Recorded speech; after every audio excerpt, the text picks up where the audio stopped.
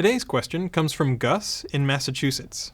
Gus wants to know, we have a Q&A section, questions and answers, with 10 questions per page. The oldest questions, which are some of the best, are buried on the 4th or 5th page and are not showing up in searches. Do you have any advice on how to implement paging? Thanks. Okay, so I'm making a little bit of an assumption here, but I think what you're saying is you have one page of Q&A with 10 questions and answers, or links to 10 questions and answers, and then that links to page 2, and then that links to page 3, 4, 5, so you're chaining them down like that. If that's your situation, I can give you a couple recommendations. So the first one that I would do is try to include related questions, so you have links from one question to another question. There's relatively good technology for this. So WordPress, for example, has related posts plugins.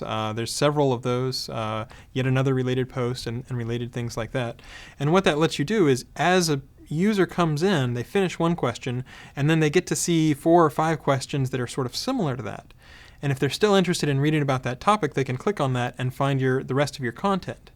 It's also good for Googlebot because Googlebot can come in and crawl one page and then find related pages via that crawling mechanism.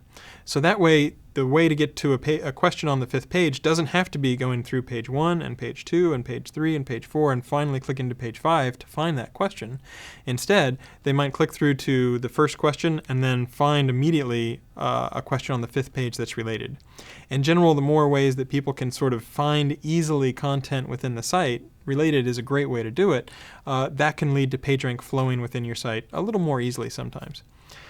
The other thing to bear in mind is sometimes it sounded like you knew what questions were good. If you know what questions are good, then you can highlight those. Now, you can include things like voting buttons up and down so that you know which questions people really like. Or if you have things that are looking at your server logs to see what has generated a lot of traffic in the past.